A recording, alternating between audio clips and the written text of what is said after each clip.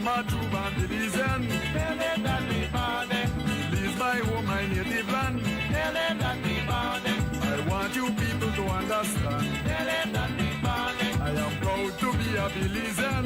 Tell them that we found it. Your bande, your bande. Tell them that we found it. Your bande, your bande.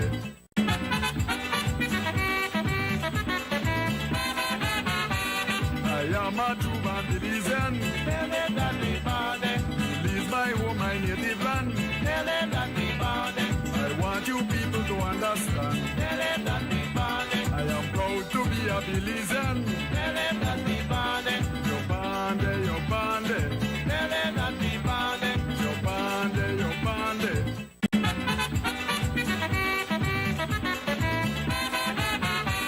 I am a true Bandilian. Tell them that we found it. Release my home, my native land. Tell them that we found it. I want you people to understand. Tell them that we found it. I am proud to be a Belizean. Tell them that we found it. Your bande, your bande. Tell them that we found it. Your bande, your bande.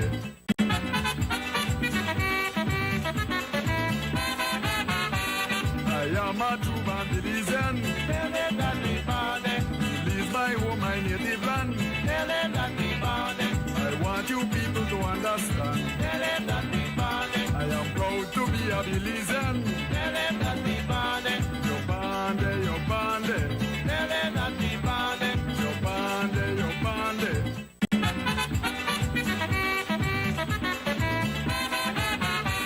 I am a true Bandilian. Tell them that we found it. Release my home, my native land. Tell them that we found it. I want you people to understand. Tell them that we found it. I am proud to be a Belizean. Tell them that we found it. Your bande, your bande. Tell them that we found it. Your bande, your bande.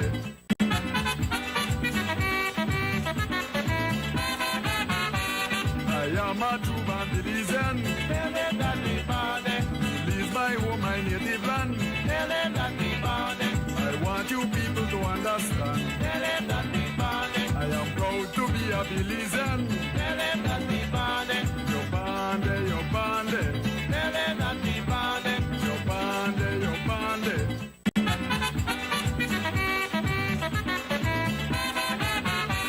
I am a true Bandilian. Tell them that we found it.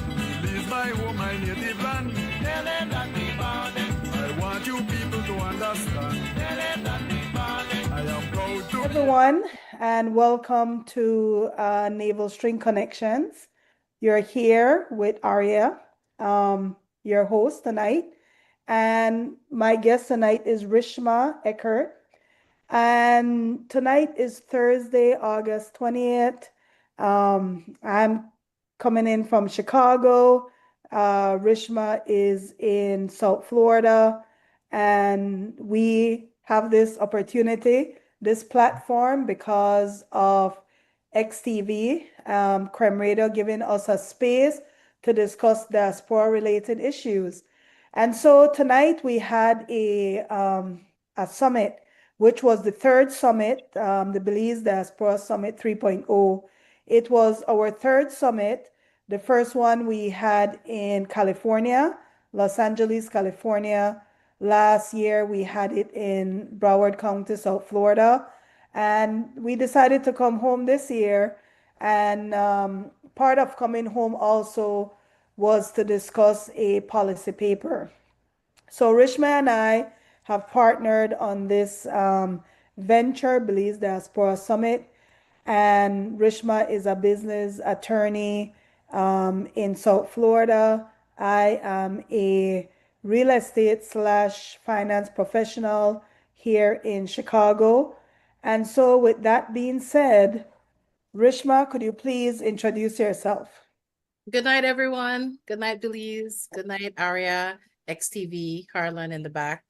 My name is Rishma Eckert. I am a attorney in South Florida and also one of the co-founders and organizers of the Belize Diaspora Summit, Belizean, and love everything Belize and want to promote it as much as possible.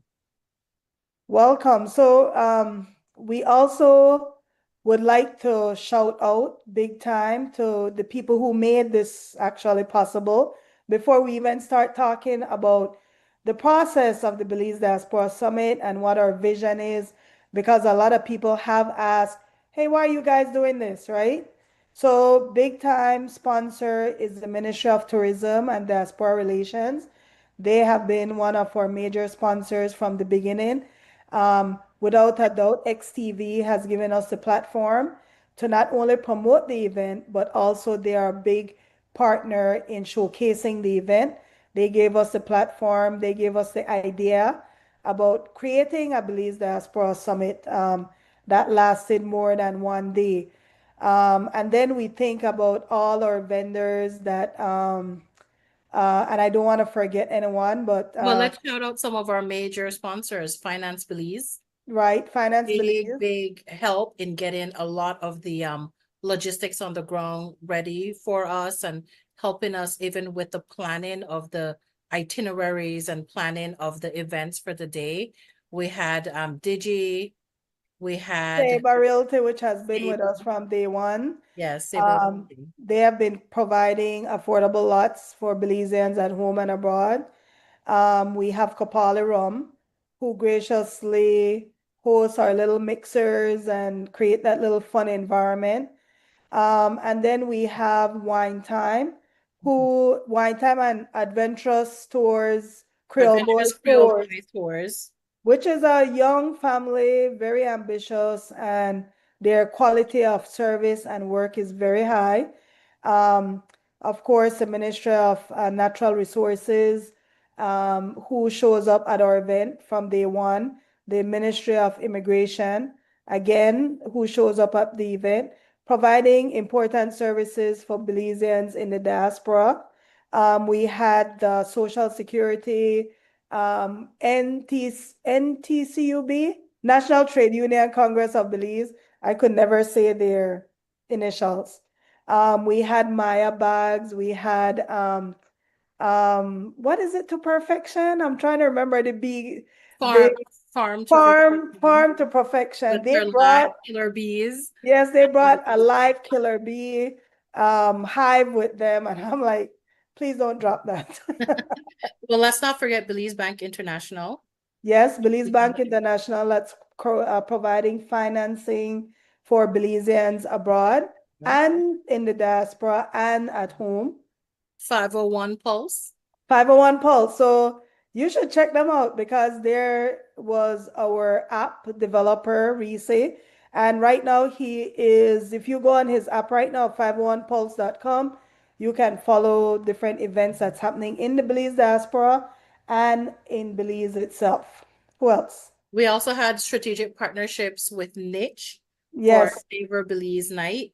So We NIT also provided us with a free space, which is the Bliss. I know it's not institute anymore. It's a Bliss Center for Performing Performing Arts. Arts, yes. So they provided a great environment so that we can host our artists and people who are within the orange economy, showcase the different very vibrant cultures of Belize, Grand Resort and residences. They hosted the event, very awesome place to host. The event was nice. We can't forget BCCI. Our Of course partnership with not. BCCI was one of, I think, probably one of the best partnerships we had for this event because we were able to provide a special rate. If you're a BCCI member, you know that you were afforded a special rate to be able to participate as a vendor and also attend our events. So we were able to work because we didn't just want to have the big sponsors, but we wanted to also give an opportunity to small businesses and medium-sized businesses to be able to present to the diaspora as well. So our partnership with BCCI was very, very, I believe, fruitful, and we want to continue that partnership for sure in the future. And then we should also mention that several of the small business people came in, and they were actually very happy to be in a room like we brought in two business people from Guyana, one being Mr. Kamal Samaru, the other one being Wesley, what's Wesley Curtain. Curtin? And Mr. Samaru is a savvy businessman, and he was just open and willing to discuss business with a lot of people. He is and I guess Rishma could tell you more about Mr. Samaru. We could talk a little bit more about him afterwards, but we can finish. We have Eckert Law. We Yeah. had Well, let's finish with our community partners. Bradley law firm. Right. The Bradley law firm was sponsors. Thank you. Go ahead, Rishma, with the Our partners. community partners, we can't forget about them either. We have the Cancer Society. So there was a 5K run to be able to, well, walk, run, just get across the finish line somehow, that we were able to partner with the Belize Cancer Society. We also partnered with Belize Pilates, that's run by Destiny Wagner. And then we already mentioned the Grand Resort and Residences. And then you had the small ask, and then Eckert Law and the different people. So let's go through some of the people. We had Verlene Pitts, who gave us a lot of her time and effort to help plan this event. We also had our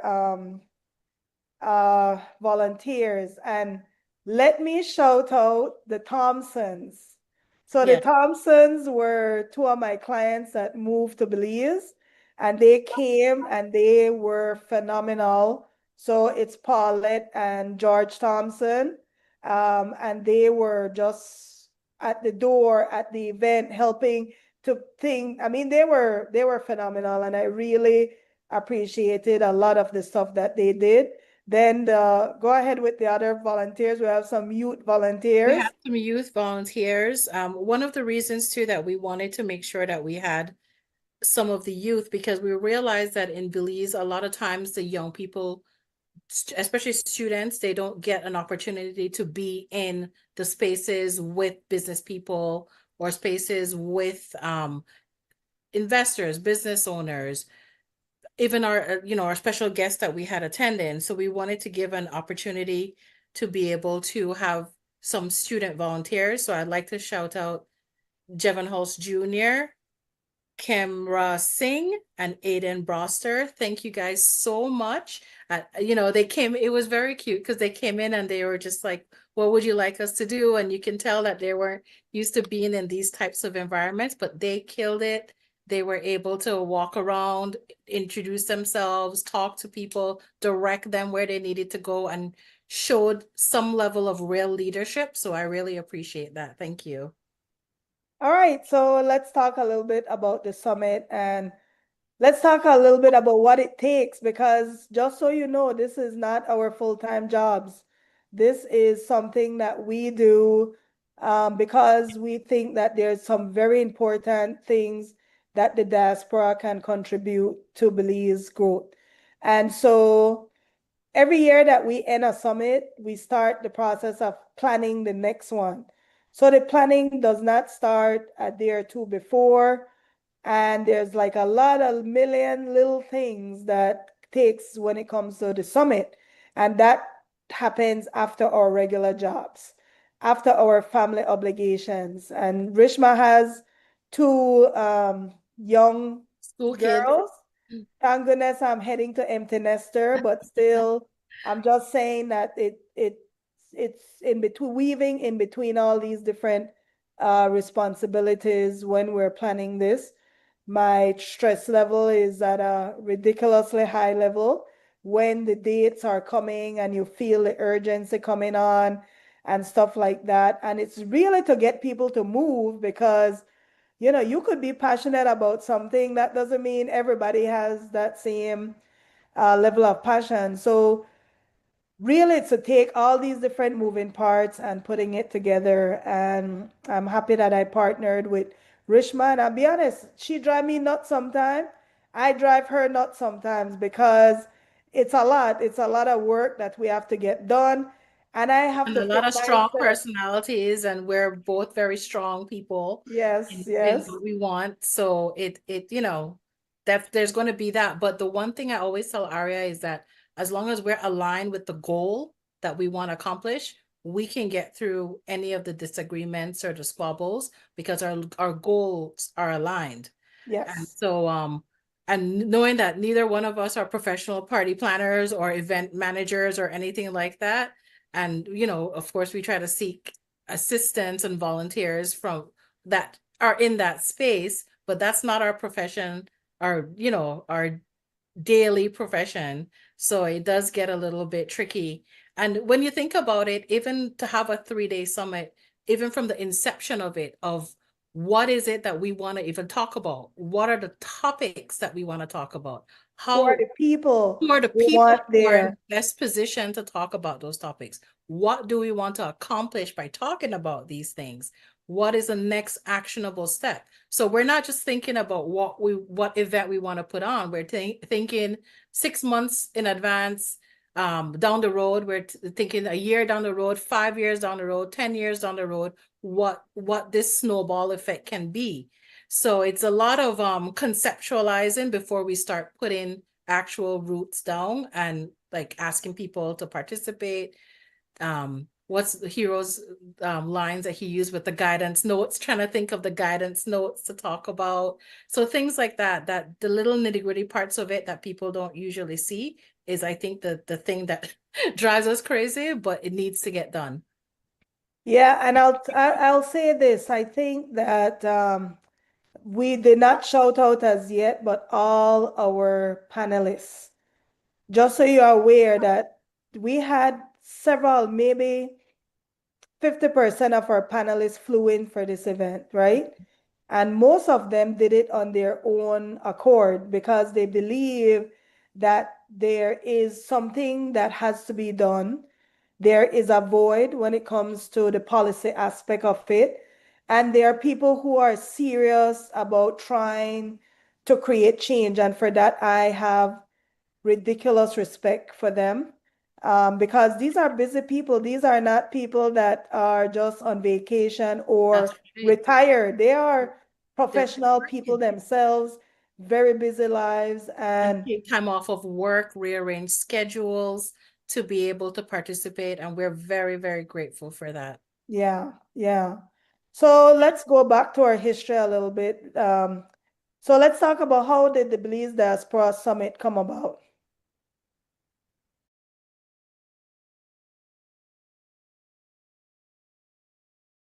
Remember? Oh, that's right. All right. You're asking me questions. That's true. Um, so gosh, it's I want to say complicated, but not so much. So both Aria and I are on the board of the Belize American Chamber of Commerce. And every year for the Belize American Chamber of Commerce, we would have a trade mission and an investment forum. And these are events that are held usually, the trade mission is more days where we bring companies to Belize. And then the investment forum is usually like a day of activity or half day to a day of activity and speeches and presentations and so forth. So it was brought to our attention, including the BACC. As BACC was brought to our attention, why don't you have there's more districts Multi-day. that multi-days. Sometimes half a day or a day isn't enough because, as we mentioned before, a lot of people will have to take time off work, rearrange schedules, travel. All of that is a lot of commitment. So it was brought to us, and actually, it was Mose that brought that idea to the chamber saying, hey, why don't you guys have like a multi-day event? That way, when people are taking time off and people are making this commitment, it's not just for a half a day or a day. And you can kind of get more out of it because you'll be discussing more things, more networking, more of everything. We thought that was such a great idea. So Ari and I were able to pick up that initiative and go forth with it with the blessing of the BACC to be able to go and create this space for the summit. And we were able to talk about different topics that are not necessarily just Business. business related, because BACC, of course, is a chamber of commerce and it's business and investment related. but we were able to also pick up other topics. So for example, our first summit, we talked about education, we talked about sports. Actually, no, the second summit we talked about education. The first summit we talked about sports. We talked about youth engagement. We talked about the history of the diaspora. We talked about, I know there's another panel, but I can't quite remember what that one was in the first year. But we were talking about topics that were not solely business related, but also diaspora engagement on a number of other topics outside of business. So I think it was very important, especially for that first summit 1.0, or the inaugural summit, to be able to talk about some of the history of the diaspora, because I learned a lot of the history there. Aria knew a lot of the different players in the past and all that. And just from that panel, I was able to listen and learn a lot about the diaspora engagement way back from the 50s, 60s, 70s, and moving forward. Sports, we had, I think, Mose was the one who moderated that. Again, just bringing in people from everywhere to be able to talk about the engagement of sports, because, Belize loves sports so much, different, I think we had like a football, basketball, we had all these people talking about different sporting events and just how that can elevate the country in terms of nation building. And we were able to then use a lot of the panel discussions to start thinking on a different level about nation building. And it's not just, so the idea of the summit was not just connecting Belizeans globally, is what we have on our Instagram, connecting Belizeans globally, but it's also connecting in a way that was nation building. So after the inaugural summit, we were able to do 2.0 in Fort Lauderdale, Florida, and then 3.0, the homecoming in Belize, and then 4.0, Chicago. we're going to Chicago for 4.0. I'm not sure if that's probably the worst kept secret ever, that we're going to be in Chicago next year. And so all of this is the point of all of this and building all of this is that we start a different kind of dialogue when it comes to nation building. It just can't always be charity work, and it just can't always just be foreign investment, even though I am not against any foreign investment. I mean, I'm a business lawyer and a capitalist. So, sometimes money talks, but at the same time, we have to also be part of that engagement. And I want to make sure that that's conveyed when we talk about the summit, that this is nation building, because it's all of us. It's just not me or you or just our organization or any individual organization. It's all of us. So And this year, one of the things we wanted, like we want meaningful engagement. So every year we are trying to create something that comes out of the summit, because that was actually somebody asking us, okay, you guys are meeting, what is coming out of your summit, right? What development? So like year 2, that's when we kind of connected with Reese, who showcased this app. And it's just an awesome app. I mean, if you have the time, 501pulse.com. If you are a traveler and you're going to Belize and you want to see what event is happening near you, you literally just plug it in. It finds your location and it brings up all the events that are happening in Belize in your location. But it does something even more. If it's a Belizean event in the diaspora and it's online somewhere, what it does, it pulls all the Belize related events. And so if you're visiting Dallas and they're having a Belize event, it's going to showcase it. It's going to tell you where the Belizean restaurants are. Yep. If you're in Chicago, like this weekend is two Belizean events, right? Chicago right, and New York. So I'm pretty sure the app has all of the details of those events, plus all the other Belizean engagement in Belize itself. in So, Belize and other, yeah, exactly. So it kind of like follows where you go, and you can and find it's the Belizean. So if any Belize related stuff is happening anywhere in the world, the app is going to tell you, hey, there's a Belizean event happening in your location. And I think we had a little bit of snags with some of the downloads, but it was a great app to know if you wanted to know who the panelists were. Their bios were there, the type of panels were there. you could read up a little bit and know what the subject matter expert was doing, without having to, read a long bio of everybody. The information was, so that's one of the stuff that came out of the event. The second thing I think came out is the idea of having a diaspora policy, which I think is extremely important, that you have a group of Belizeans, right? And I Well, say this all the time. let's talk about that how this diaspora policy, because I know that there was a lot of coverage of you reading that policy at the summit, but I don't think that there was a lot of coverage of how it came to be, and that it's not just, for example, that you who wrote it. We Right. have to give the credit to the people who are behind the scenes of that policy. So maybe you could talk a little bit more about how the policy came to be and the different sectors and how much time and effort went into writing it.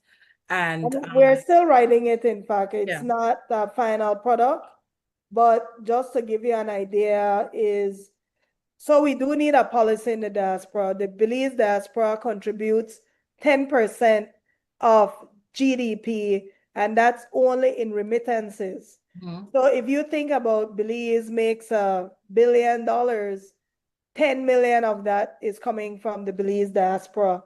And that's to the people who say, but y'all don't pay taxes, right? That's one group of people who are significantly contributing.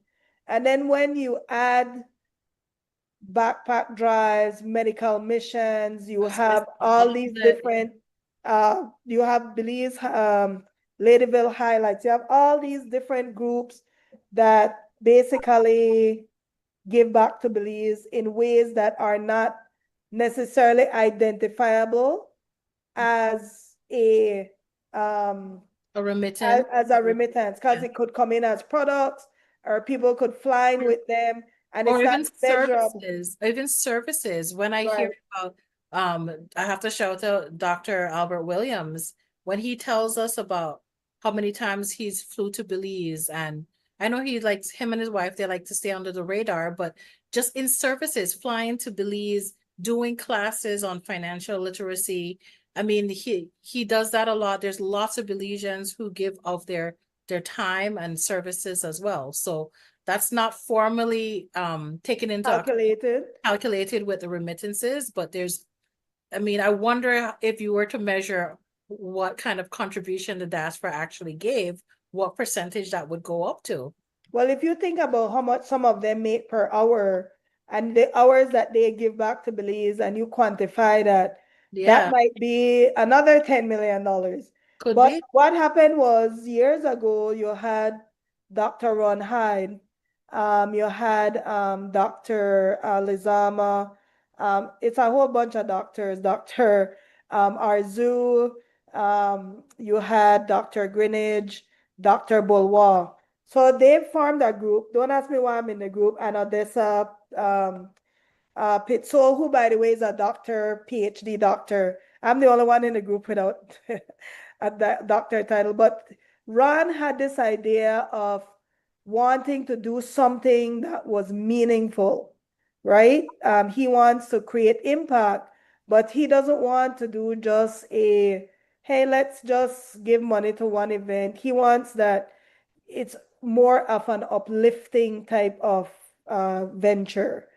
And so that's like most of the people that are part of the paper are people who have expressed interest in these types of initiatives where they want to give back, they want meaningful work, but that can only come with seriousness and diaspora. So within the group, you had Dr. Dorian Arnold, and he is one of our panelists for 2 years, and he was phenomenal. He He basically was our created, moderator for this yeah. year, right?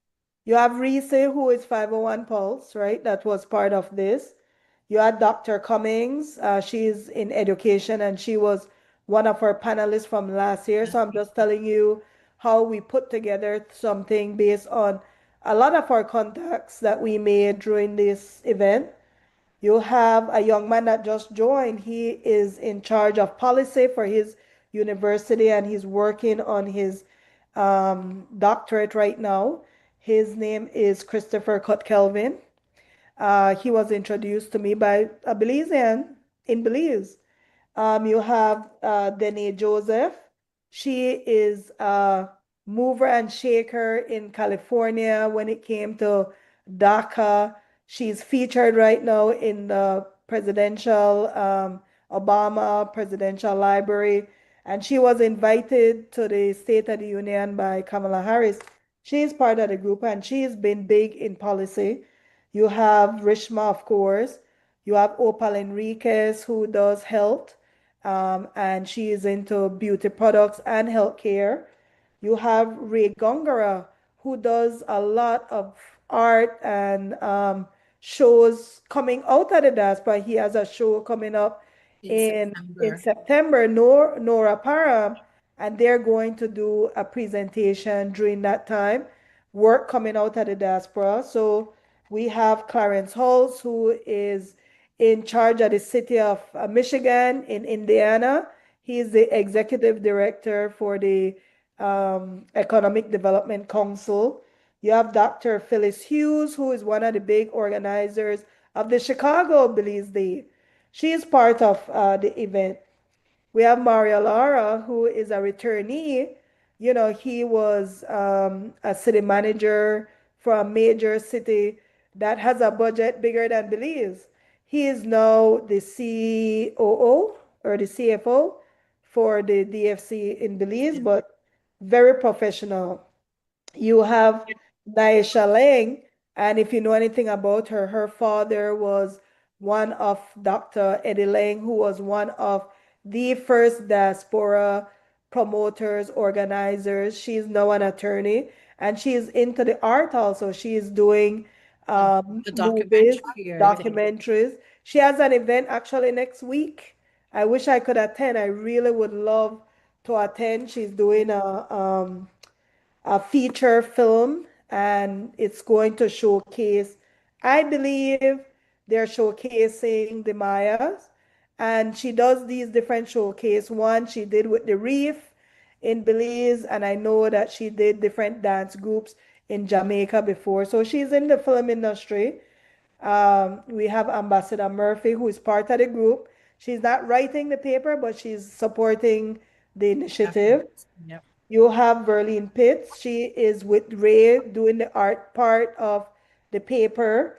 Um, we have Vanessa Jenkins Young, who, if you don't know, she is big into these medical missions, and she goes to Belize.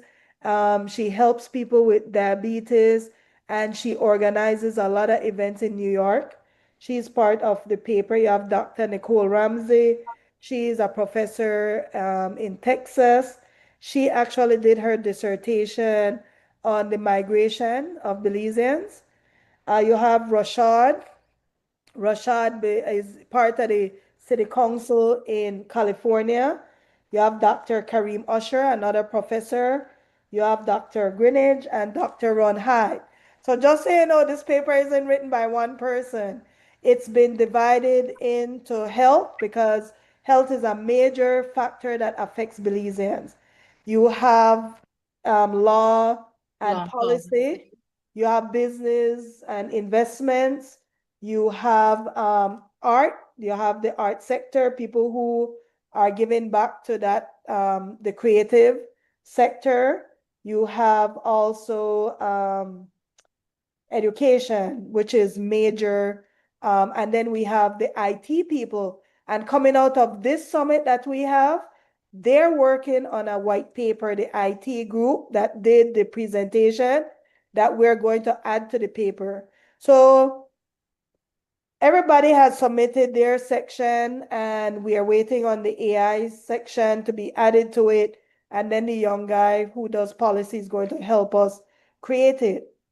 But one of the things I want to mention is, and I think it's very important to mention, we have the churches on the Senate. No church in Belize is a Belize church. The Catholic Church is coming out of Spain. The Anglican Church is British. The evangelicals are mostly Canadians and Americans. they get to sit on a Senate seat because there's a lot of members who belong to those churches, right? That's great. We got the NGOs. A lot of these NGOs are foreign entities. They come in, a lot of them are in the tourism, not tourism, but the conservation Yeah. areas, and they're doing great work. They get a seat on the Senate. You have a group of Belizeans who contribute 10% of GDP, and just for the affinity, just because we love Belize, we're not asking for anything more. We're not asking, hey, you could please pay my water bill, you could please do this for me. For the most part, they're just asking, hey, could we run a system where when I move back to Belize, everybody get the opportunity to live a decent life. And that's something that benefits Belizeans, whether or not you're here or abroad. You want a country that's functioning. You want a country that's safe. You want a country that when you're sick, you could get good health care. You want to be entertained by your talented Belizeans, right? You want to be educated and have the best. You have all these experts, they've been out here, they've learned something from these different societies, and everything isn't transferable, we know that. But the point of the matter is that our capital, our human capital, is so priceless. To me, more priceless than the sea. No, we love the sea. Sorry. We're as good as our sea. We're as good as our jaguars. We're good as our Maya temples.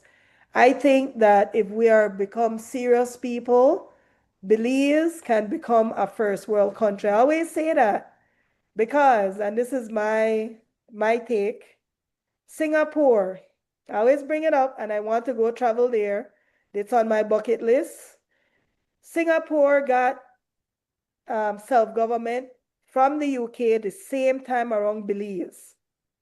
So Singapore also had a superpower, China, who was claiming Singapore just like how Guatemala is claiming us. Our leaders were educated in England just like how their leader was educated in England.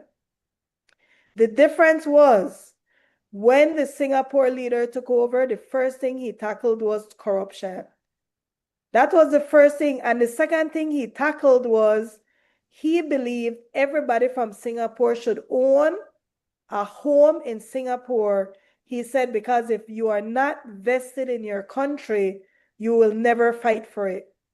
So when you have people living in a space that they don't own, and maybe they're rent, you could see it if you're renting. Sometimes a renter doesn't take the same care as the owner because the owner knows the value, he's vested, Right. he wants it to gain value. The renter is only using the space, they're not as committed. And so that was some of the philosophies that he pushed through. Now, Singapore used to be considered a third world country, just like Belize.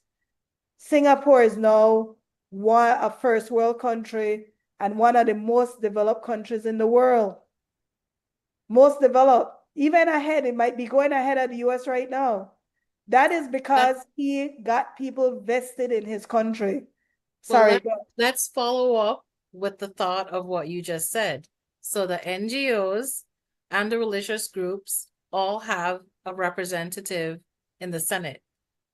So the follow up, and I think the point you were trying to make is that the diaspora, we also need a representation because our 10% of GDP, all of the brain gain that Honorable Karim Musa was talking about as our keynote, and several others, I think, on our panels also talked about the brain gain of everything that we contribute.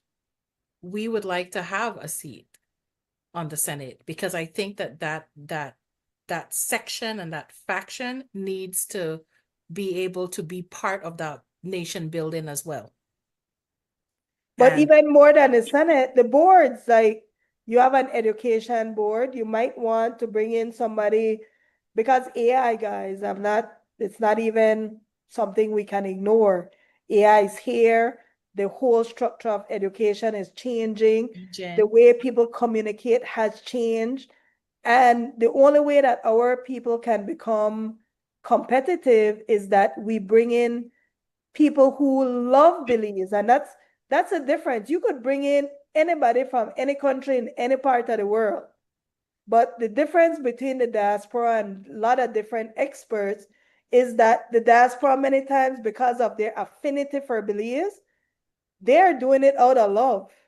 Yes, the people want to get paid, but when they're doing something, they're doing it because they care about Yeah, there's a their there's a passion, community. there's a passion behind just doing the work. And Yes, even you mentioned about people wanting to go back and retire into a country that has a system. Even the people who don't want to go back to Belize and retire and are happy wherever they are, they still want Belize to be able to be built into a nation that's successful.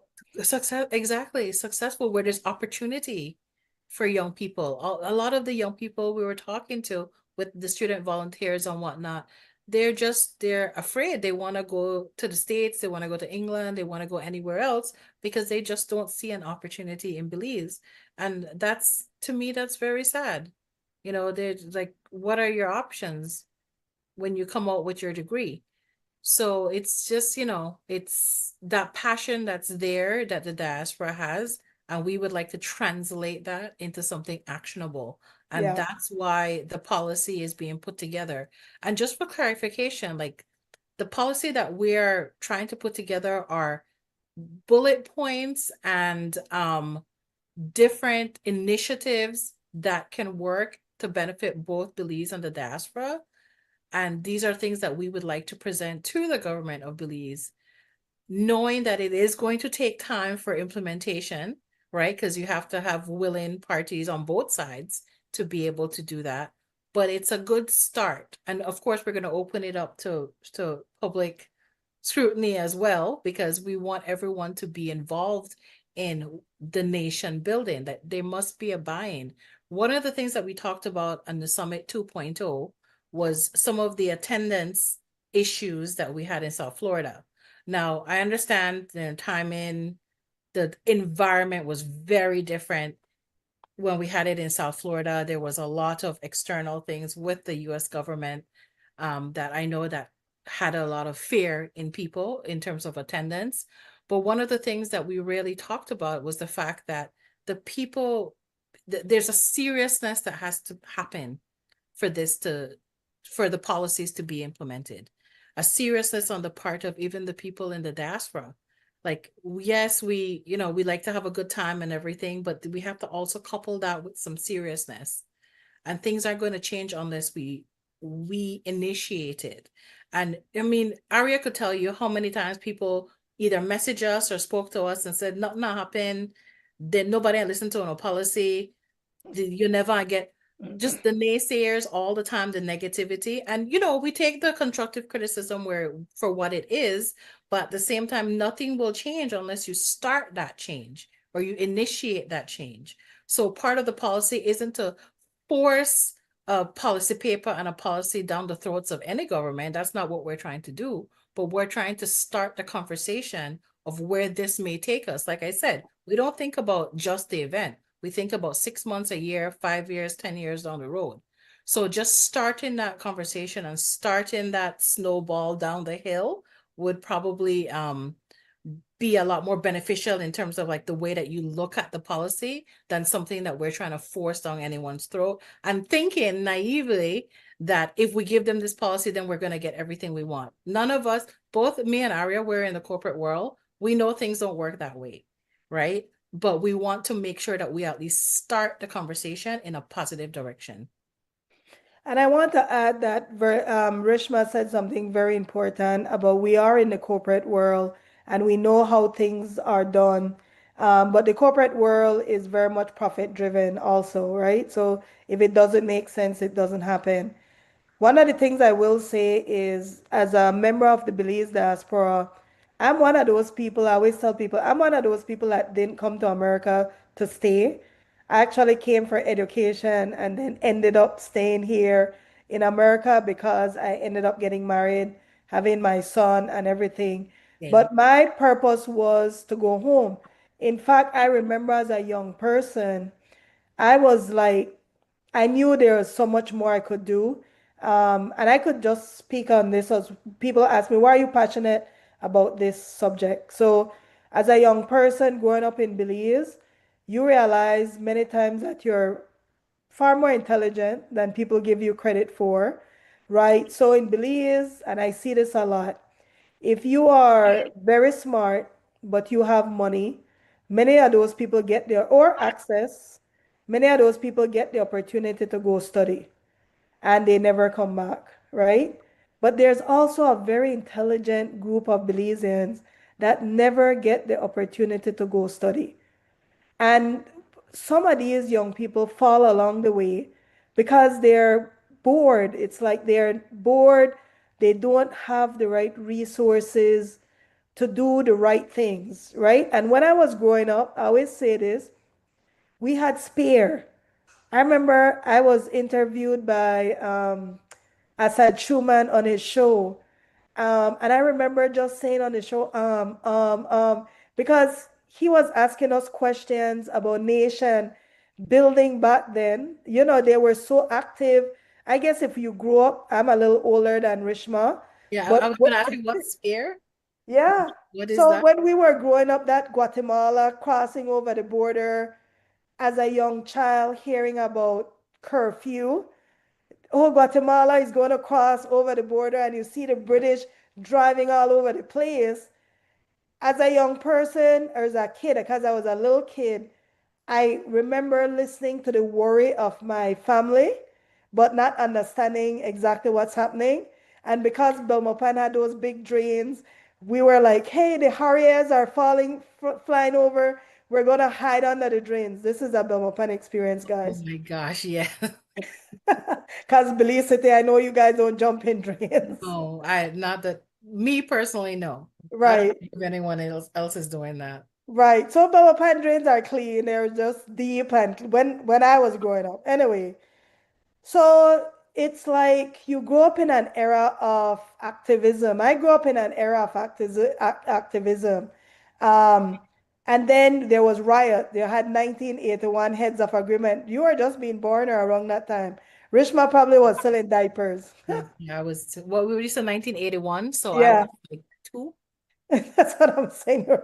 You're Yeah, no. But I vaguely remember it because there was, I wasn't in Belize City, so a lot of the talks were what you're listening to Radio Belize back then, one radio station, right? And so you had people like Golson, and because you're in Belmopan, you used to see George Price. And every time you're walking past George Price, he would tell you, hey guys, remember you own this country, you need to keep it clean. I will always remember him saying that when you were oh, we have to take a break, but we'll come back afterwards to talk about my passion for Belize. So, and Rishma's passion, because she's Guyanese too, and we'll talk a little bit We'll about that. talk about So, that. we're going to take a break. The Diaspora Relations Unit within the Ministry of Tourism, Youth, Sports, and Diaspora Relations serves as the vital link between Belizeans living abroad and the government of Belize. As a unit, we strengthen relationships, encourage engagement, ensure that Belizeans around the world remain connected to their homeland, and make sure that wherever you are, Belize still feels like home. Another major initiative managed by the unit is the Diaspora Returnee Incentive Program, DRIP. This program was established to attract Belizeans in the diaspora who are considering repatriation. Through the program, eligible returnees are entitled to import household and personal effects, tools of trade, and a personal transportation free of import duties and taxes. It's our way of saying, welcome home, and making your transition back to Belize as smooth as possible. Another important aspect of the unit's work is the coordination and distribution of in-kind donations from the Belizean diaspora and friends abroad. As a unit, we organize and host diaspora meetings with large Belizean communities. These in-person gatherings allow for open dialogue, information sharing, and collaboration between the government and its citizens overseas. Through these interactions, Belizeans abroad are informed of national initiatives and can share their perspectives, ideas, and contributions towards national growth. We also attend events held by the diaspora to continue meaningful dialogues, share updates, hear ideas and inquiries, allowing us to keep the Belizean bond strong. Visit our website to access our chat feature. It allows Belizeans abroad to connect with our team directly for any inquiries or support.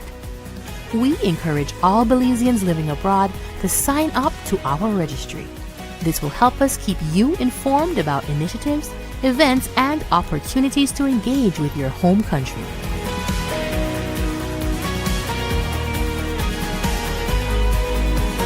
The Diaspora Relations Unit, serving Belizeans, strengthening connections, and building a bridge between the world and home. I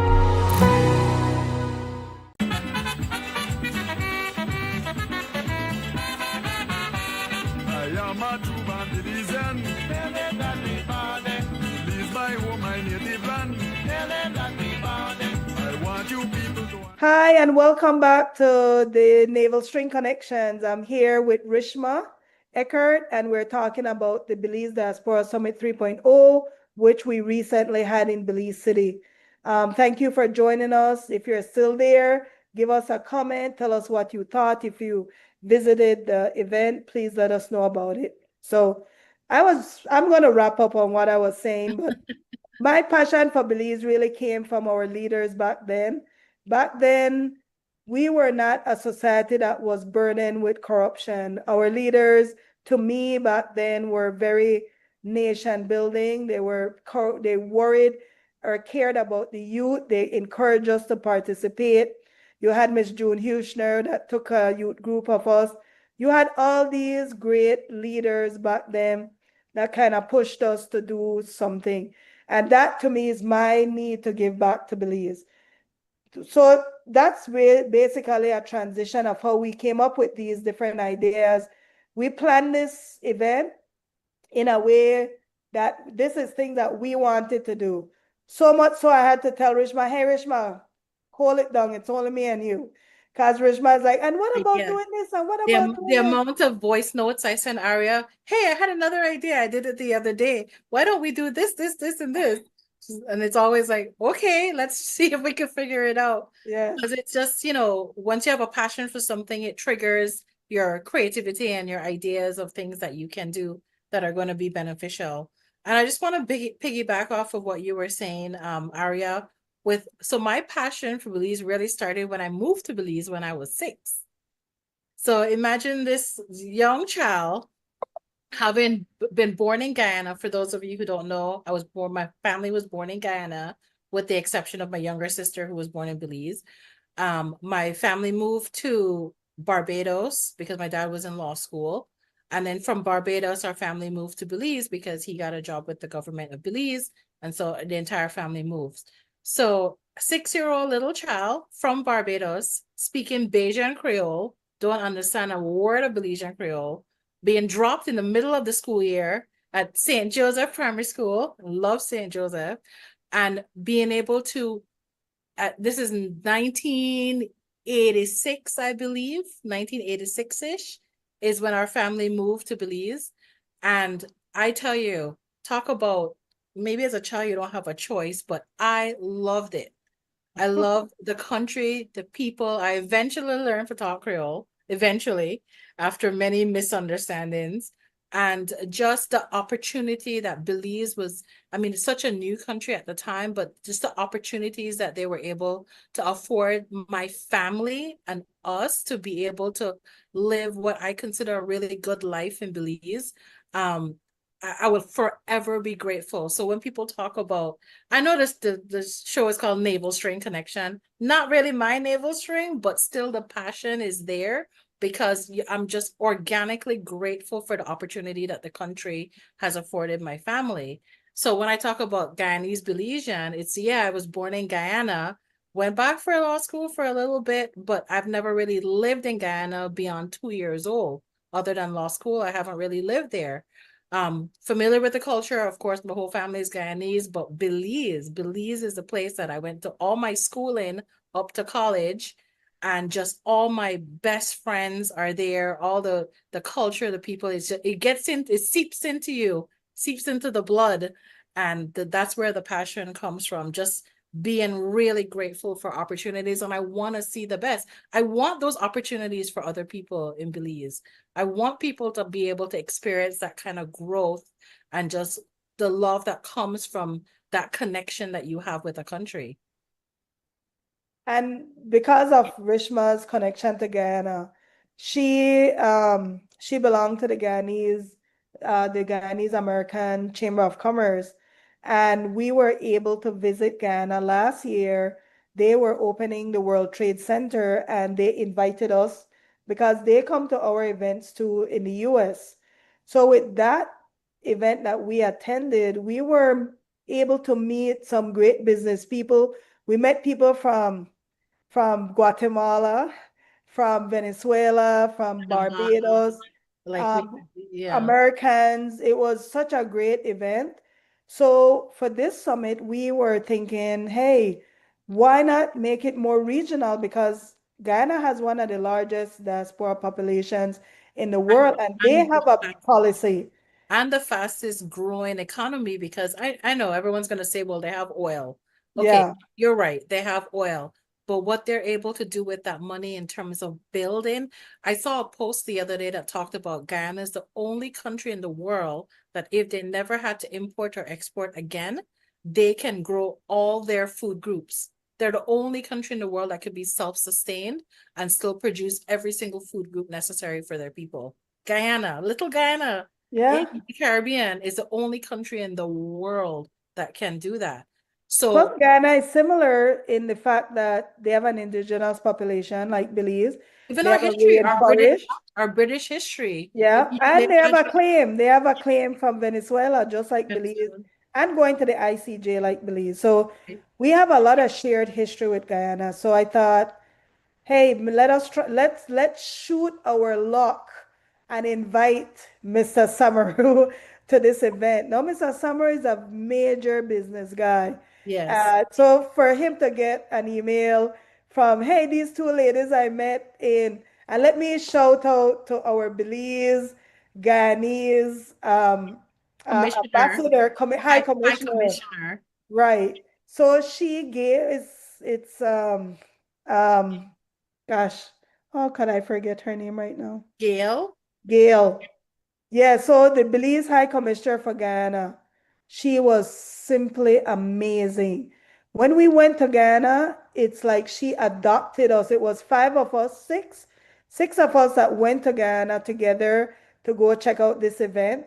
And listen, I have a couple of friends that we are fly by night. I call it that because we're like, hey, we're doing this, and then you guys want to come? And they're like, not really. And then we ended up going. So we went to Ghana and she kind of adopted us. She introduced us to a lot of people, took us around, put us in a lot of different meetings. And I just want you to know that the Belize diplomatic corps a lot of times are very helpful in California. She was also amazing. Just Yeah. help us with different guidelines, how to do stuff. Same thing when you're dealing with Guyana. So she was amazing. And when we went there, we met Mr. Samaru, who was partly hosting the event, and he took us to his distillery in Guyana. It was very nice and everything. And so I'm like, hey, Rishma, reach out to your contact. Let's see if we can get him here. Yeah, and I had met him years ago, even before that, only based on the fact that, so my background is that I do corporate and business law. So I'm very, very passionate also about small business development. And my personal view is that you should own something. Even if you have a small business, you should own something, because that's how you generate wealth, and succession is by owning rather than just working your whole life for something. At least own something. And so I remember years ago I had met Mr. Samaru, and he had started a small business development center in Guyana, and they're doing very, very well in Guyana. So I wanted to tap into that knowledge and just and the stock market. He was very instrumental in helping them to generate a stock market. So we were having those types of discourses. So when I saw him again in Guyana for the World Trade Center, I thought, okay, this is definitely the kind of skill set that we want for our summit. Let's shoot our shot and just ask. And of course, being very polite, when we asked him again, and he said, sure, send me an email. That's what they all say, right? Send me an Right. email. We never thought for the life of us that he would I must say, actually Ambassador Gale push it a little bit. actually helped us too. Wesley Curtin, also, Yes, yes. friend So of the she helped us division. big time to bring him there. And he loved it. He actually sent us back an email saying that he was able to make some business connections in Belize because he's trying to scale his business into Latin America too. So Right. it's all these opportunities to sit and talk to some of these movers and shakers. I thought it was important to bring that audience in Belize to give the small business person the opportunity to talk to that. And we got a few people that reached out to us that said, wow, we're His so happy that we got to be in that room. his keynote on the second day was phenomenal. But he talks about how he scaled El Dorado rum from Yes. just being probably the most famous Caribbean rum out there. So it was just really incredible to listen to that insight of, like, I consider it a growth mentality. So you have this thing, and now it's like, how do you get this product to be more, how do you scale it? How do you get it to be more profitable? What are the thinking outside the box type things, right? And I think that, and Aria and I talk about this all the time, post-colonial Caribbean, we're such rule followers. Oh my gosh. We need the structure and we need the rules. And that thinking outside the box mentality needs to be developed. And Yeah. people who are very extremely successful, like Mr. Samaru, when you hear him talk about the ways he was able to develop his products, it's absolutely thinking outside the box and being able to be creative around that. So this is the kind of like energy that we wanted to bring to the summit, to have that sort of regional engagement with our fellow Caribbean people. And I want to say that on every panel, everybody was phenomenal. Um, they brought their expertise, their seriousness, their energy. And listen, let's not take away from our Belizean people too. You have Dr. Trumbach, Yeah. who, by the way, is one of the only Belizean company that's on a US stock market. I mean, that is major. Sometimes, I don't think we appreciate how amazing Belizeans are. Sometimes I don't know because if we're a small country and we always do that negative competition, that sometimes we not step back and say, "Whoa, Belizeans are amazing." They're doing big things. They're Yeah, putting even if I don't like your personality, right? I could step back and say, communities. "Wow, they're Yeah. doing amazing things." And sometimes that's why I love and hate politics at the same time, because I feel like politics divide people to the extent where if you don't ride with my color, I can't recognize your like amazing Yeah. contributions. And so what happens is in such a small country, it creates such a high level of division that we start thinking of ourselves as political beings and forget that we are Belizeans. And so this is when people ask me, what is my passion for doing this? My passion is I want to be one of those people who retire in Belize. I want to be one of those people that return to Belize. I want to see Belize become a first world country. That's my passion. And I think if we can put that mindset in every young person, Belize will become a first world country. Without a doubt, we have the talent, we have the land, we have the resources. And listen, Belize, I always say Belize is not poor. We might be poorly managed, but we're not poor. Belizeans are some of the most giving. They are some of the most like with that. I said some of the people quarrel, but when people are in need, you say the other side of Belizeans that come together and help and try to create some positive change. That to me is who, like when somebody say who is Belizean? What is a Belizean? I think we need to start asking those questions. What is Belize to me? What is Belize to you? What is Belize to Rishma? Because Belize is one of those places, depending on what part you grew up, you're having a completely different experience. Yeah. If you're in PG and if you live in the rural areas, you're not having the same experience as growing up in Belize City or Belmopan.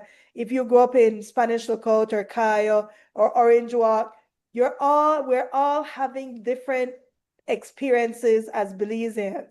And what's beautiful about Belize, and I feel I'm being a little idealistic, is how we blend it, right? How we blend the culture, how we blend with food, how we blend with interaction. Because no matter where you come from in Belize, when it reach high school level, you're meeting all different types of Belizean. Now you're outside your regular small community, and now you're blending with all these different people. That to me is what most countries don't have that have Belize level of diversity. A lot of countries don't celebrate diversity like Belizeans do, right? So that's really what I love about it. But let's talk about day 1, day 2, day 3, Rishma. I'm looking at all these pictures that are being shown and I'm thinking, wow, I haven't seen some of these before. This is great. Like even some of the marketplace pictures, I don't think that, I mean, we were so busy Yeah. for those couple of days that I don't think I got to like really appreciate, for example, some of the displays at the marketplace. But yeah, let's go into day 1, day 2, day 3. So what's the setup like? What was the whole idea of the summit? How did we structure it? So the first day we considered it an open to the public day where we wanted to. Second day was a ticketed event where we had it's more business minded. So we call it our business day. The third day was what we Well, consider. the day 2 too, we had the cultural event. Oh, that's right. And so in the evening of day 2, we had the Savor Belize cultural event at the Bliss. And the third day, we considered our wellness day where we had the run, Pilates, mindfulness. And then later that night, we had our big Savor Belize gala event. Let me shout out to Jerry Enriquez, who came in and did that mindfulness session with people. You know, mindfulness is something that we should really think about. It allows us to become internal with our feelings and self. Kudos to him. We had Destiny Wagner, who has been such a great partner. Talk about strategic partner. Group. And then the evening she brought in the different queens. She had her business people. I mean, these are all people, you know, Jerry Love Belize, man. You know, one of the people that suing the whole country on our That's right. behalf. Love them so much that you're suing them to make things right, right? So Yes, yes. you want to see it function. So that's kind of how it was structured. So our policy day followed by our business day and the bliss. And then the third day was the wellness day followed by the gala. That was And our I want general. to say, if you part of the whole idea of the cancer walk, even though only 3 of we end up the walk, me, Daryl, and Opal, but I enjoyed it because it was a great opportunity to have a one-on-one with Daryl. But I will say that if you are impacted by cancer in Belize, I would encourage you to still contribute to the Belize Cancer Society. It's something that impacts us all. My mom, my 2 aunts were, they died from cancer, and it's such an important, me personally, it's an important charity because when they were sick back in their days, they didn't have a support system. And the Belize Cancer Society have expanded throughout Belize. It creates a network. You know, people feel shame a lot of times when they get a disease, it's lifelong.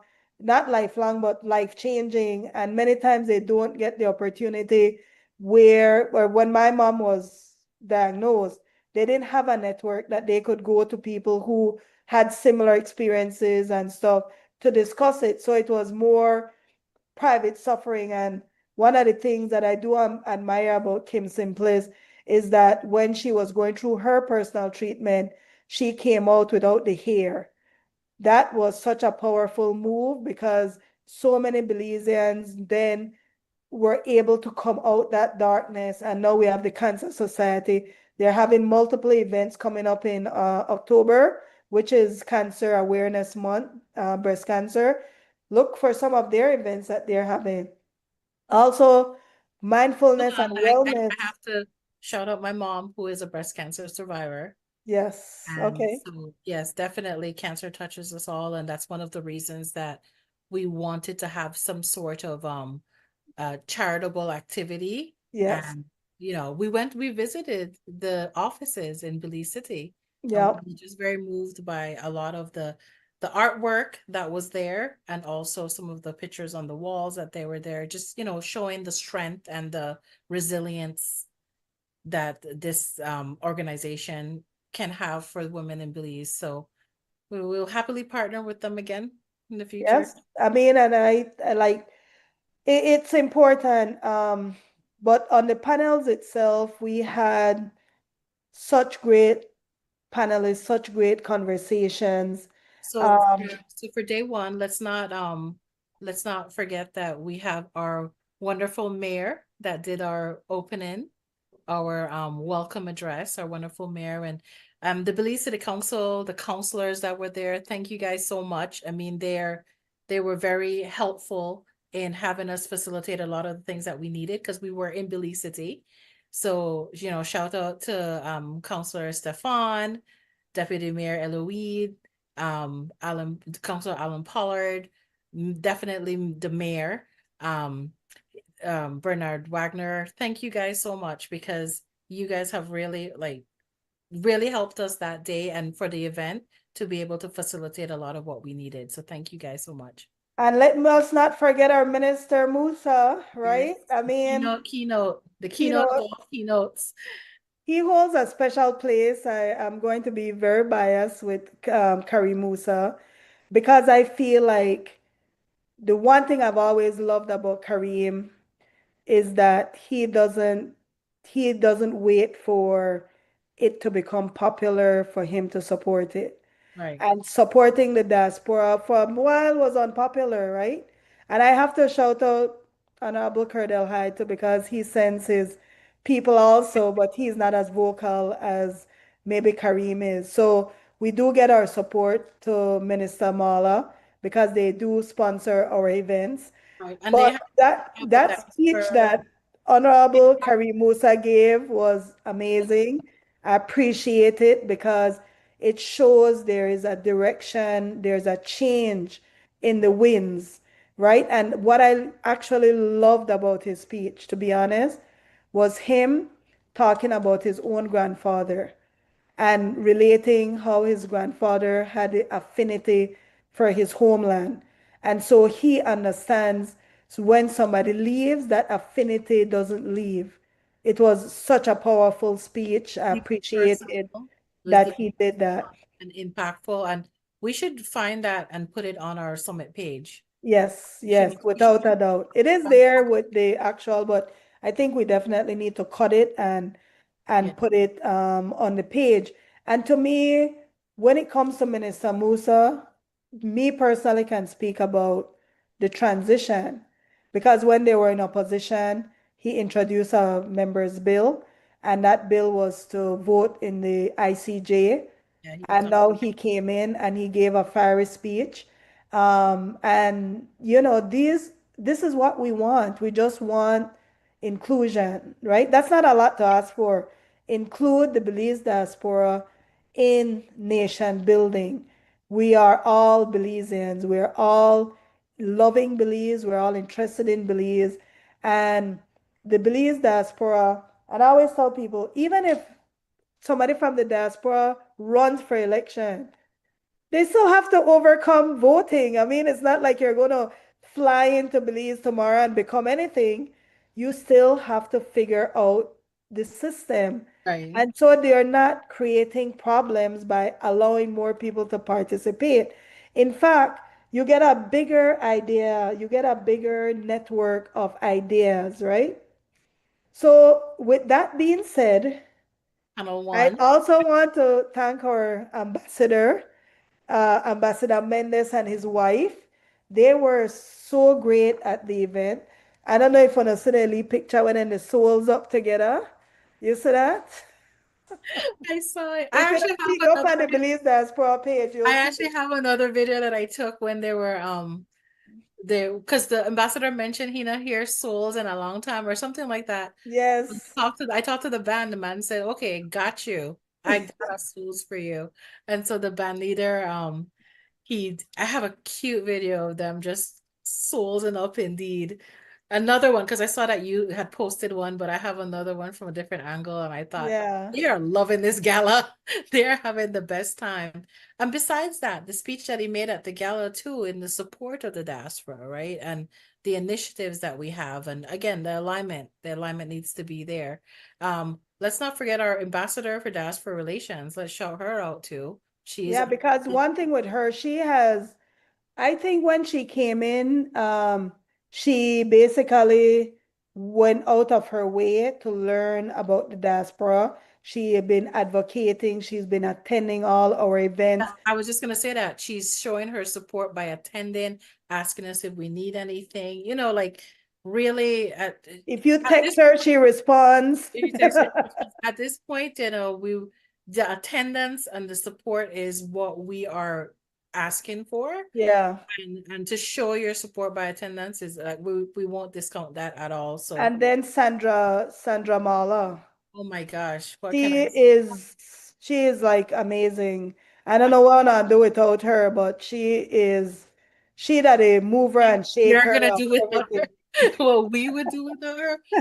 I We, pull her aside we the might night have to kidnap her, right? And just text she because I pulled her aside the night of the gala and I tell her thank you so much for all the help, because if I always say if Miss Molina give me a direct answer, she'll tell me who to ask, she'll find out for you. Like she is definitely a powerhouse within that ministry. So thank you. yes, and then of course the CEO, and of course we mentioned the minister before.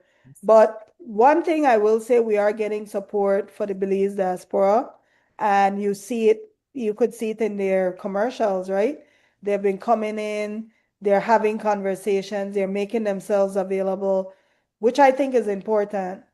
And all we are doing now is asking, let's scale it up. Let's talk about policy. Let's put pen to paper. Let's put a memorandum of understanding. Let's do work. Yes. Let's make it permanent. And then when we have our kids who are in Taiwan and we have our next wave of kids, they want to come home. Let's bring people home to build the country. Right. Call people home, call them back home. A lot of these, I was talking to a friend today, and he was saying that a lot of these countries are becoming unfriendly to immigrants, right? Call our people home. We have people that are in a lot of different spaces and places in the United States, in the UK, in Canada, in Africa, in Australia. There's a Belize Association in Australia, you know. I don't know if people know that, but I didn't know Belizeans that. get together and they form networks, right? Let's scale this network. It's great. We can have fun, we can drink, we could talk nonsense, but also let's do work in between it all. Let's Right. do work and let's have fun. And that's how we designed the diaspora, the summit. We started out serious with the top policy and everything. Then we turn it into business, right? Then we start looking at our art, enjoying what is Belize. Finally, the wellness, which is very important. Wellness important in our life. We need to meditate. We need to work out. We need to get to do So now things work on that positively. meditation thing. I need to work very hard on the meditation because Yes. I'm not there yet. I But can't. it's important. It's an It's important part. important. And then we had fun. We end up having a dance and food and, you know, and have fun afterwards. And to me, that's what I think made it important. We had a little snafus with different things, but that's part of planning. Like I always tell people, you plan a 1 day wedding and you kaput. We planned a 3 day event, and Yeah, in every single event, there was at least 2 activities per day, at least. at least. Yeah. So with that in mind, think about, listen, after this event was over, me and Rishman made a laugh like we drunk. We didn't even drink anything really, and we just started giggle at some of the jokes that were Dr. Yeah. Arnold and Reese were cracking. Right, We were right. just laughing our butt, but and I it think we I were didn't even know if it was delirious at that funny. point. Yeah, I didn't even know if it was funny. It was it's probably just not funny. I think we were just delirious at the end, just happy it's over. happy it's over, but at the same time, just exhausted from all the back work that people don't usually see. Yeah. But at the end of the day, you know, after we flew back home and I was able to process a little bit more, I was very happy with what we did. And of course, we're always open to constructive criticism. Yeah. We know that there's going to be naysayers and there's going to be negativity, and we welcome that too. But the ones I actually listen to is constructive criticism. Well, you Like, know what I like any, the most about it? uh-huh. It was the first time in a long time that I went to sleep at 9 o'clock p.m. and just slept because for months we were up until 2 o'clock. People used to inbox me at like, why, what are you doing up at this hour? And I'm like, what the heck Planning, are you doing up at this hour? Yeah. planning, just the sheer amount of planning that we had to get done, especially when we notice it's, gosh, Crunch Aria's text time. is 1 month away, 3 weeks, not even 1 month, 2 months away, 6 weeks away. And, you know, it's just, we had to make sure we had everything covered. But let's get into our, I think you're gonna run out of time on your We show. are. So get into it. Jump into it. Guyana, let's talk about it. That came out of the event. You don't want to talk about the panels? No? Go ahead, let's talk about it. We have 2 minutes to talk about the Oh panels, my then gosh. we'll Okay, jump into just Guyana. name the panels. Just name the panels So the then. first panel that we had was the diaspora panel that we talked about diaspora policy, and that was headed by Nouri Mohammed. Panel number 2 that we had was the panel that discussed digital transformation. That was headed by Dr. Dorian Arnold.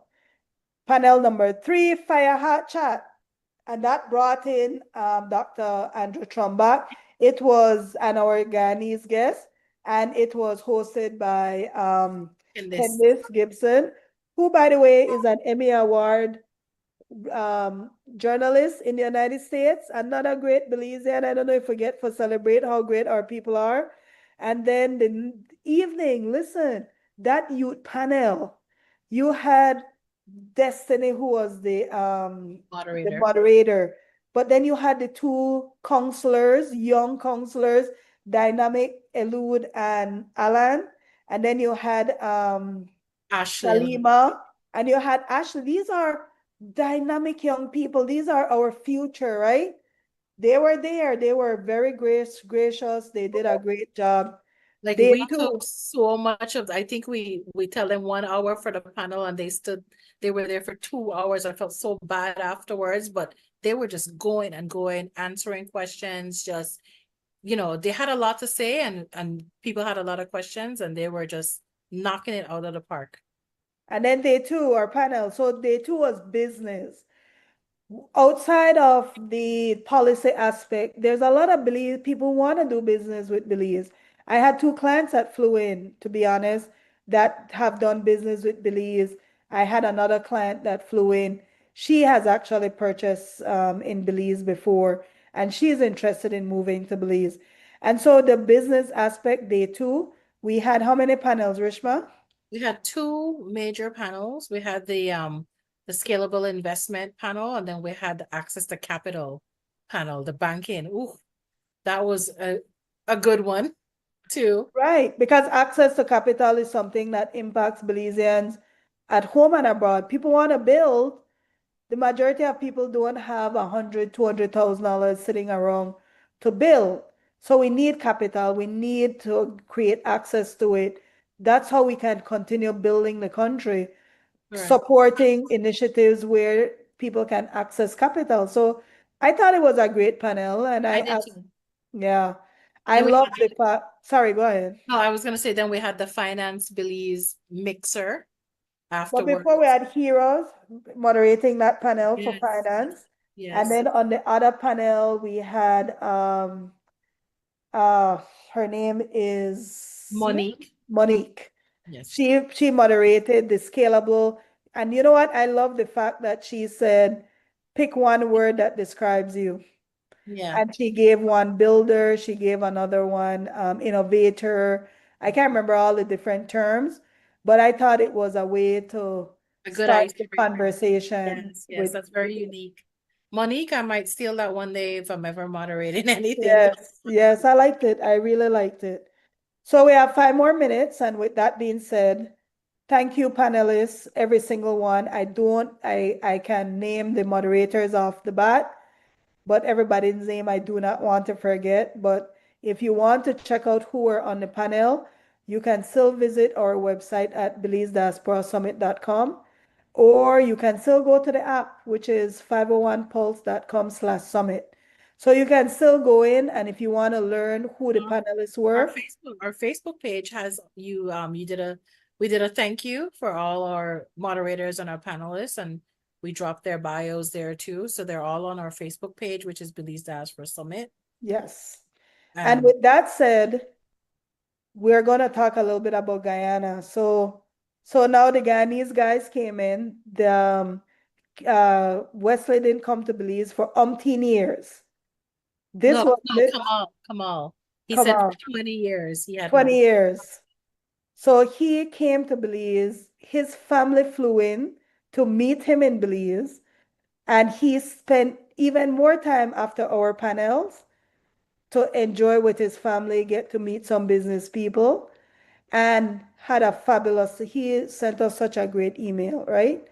And Yeah, same thing with Wesley. He came, he actually visited the rum because they're into rum there, and they do run the World Trade Center in Guyana.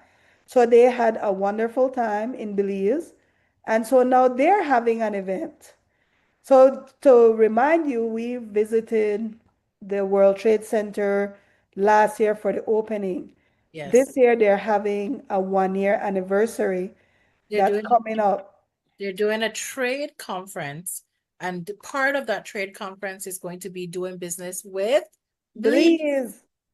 So we're doing it the opposite direction, and we are going to be putting together packages for serious business people who want the opportunity to travel with us to Guyana, make the connections that we have in Guyana, meet the wonderful High Commissioner that you spoke about for Gail Belize, Miller. Gail Miller, and also the people that came to Belize on our for our event. And we are going to be, I think we have the flyer up on our Belize Diaspora Summit page, don't we? Right.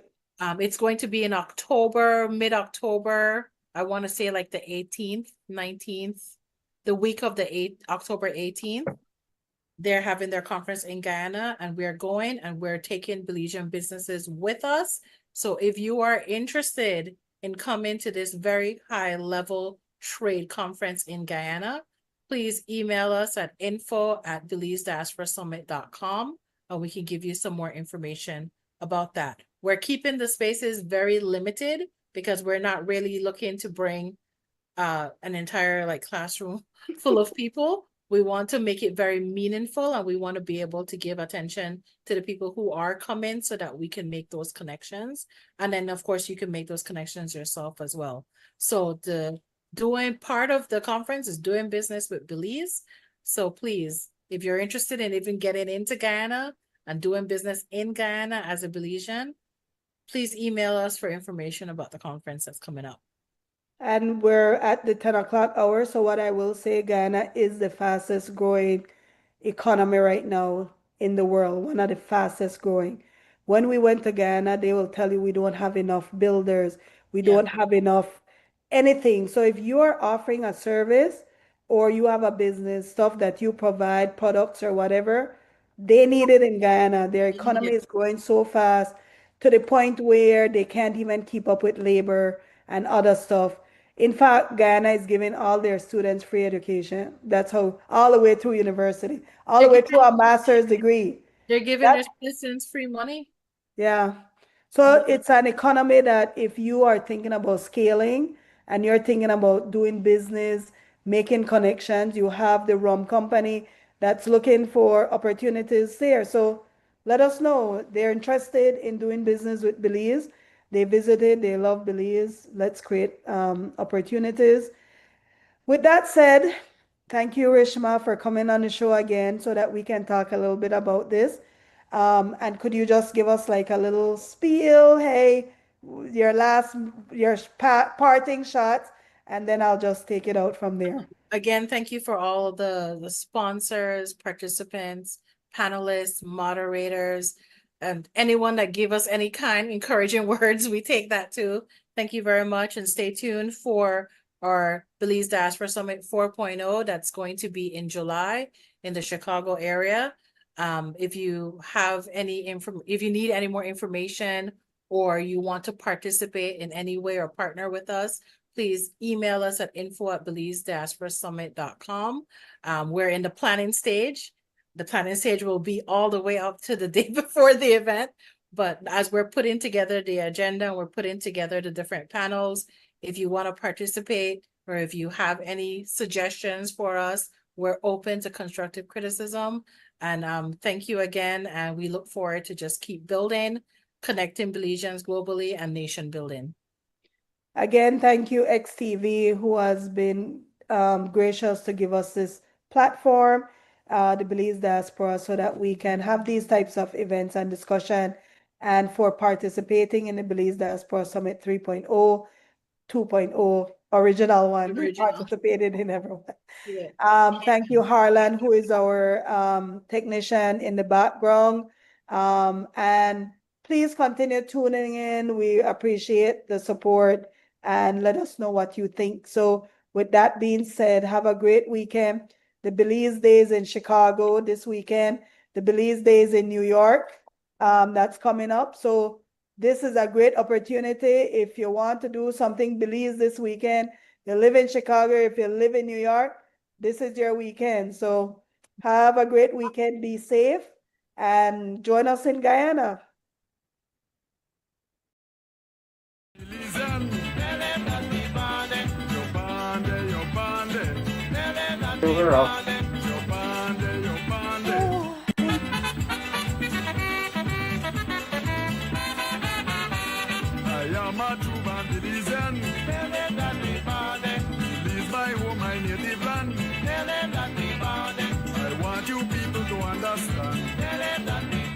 I am proud to be a Belizean.